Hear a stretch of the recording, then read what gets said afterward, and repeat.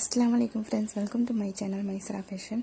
இன்றைக்கி என்ன recipe share பண்ண போகிறேன்னா, தூதுவளை இலையை எப்படி வதக்கி சாப்பிட்லாம், சளிக்கு ரொம்ப நல்லது இது.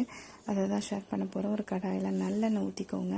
ஊற்றிட்டு அதில் முழு மிளகு கொஞ்சம் ஆட் பண்ணிக்கோங்க. ஆட் பண்ணிவிட்டு அதில் மஞ்சள் போட்டு நல்லா வதக்கிட்டு நம்ம க்ளீன் பண்ணி வச்ச தூதுவளை இலையை நல்லா போட்டு நல்லா வதக்கிக்கோங்க.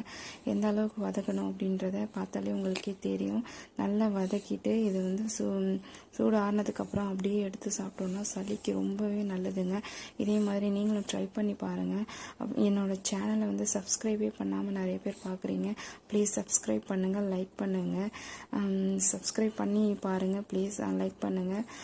ஓகே, இதே மாதிரி நீங்களும் ட்ரை பண்ணி பாருங்கள். சளிக்கு ரொம்பவே நல்லது.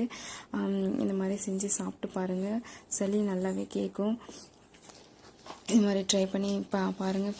எந்த அளவுக்கு நல்லா வதங்கியிருக்கு பாருங்கள். ஓகே ஃப்ரெண்ட்ஸ், இந்த மாதிரி நீங்களும் செஞ்சு ட்ரை பண்ணி பாருங்கள். அஸ்ஸலாமு அலைக்கும்.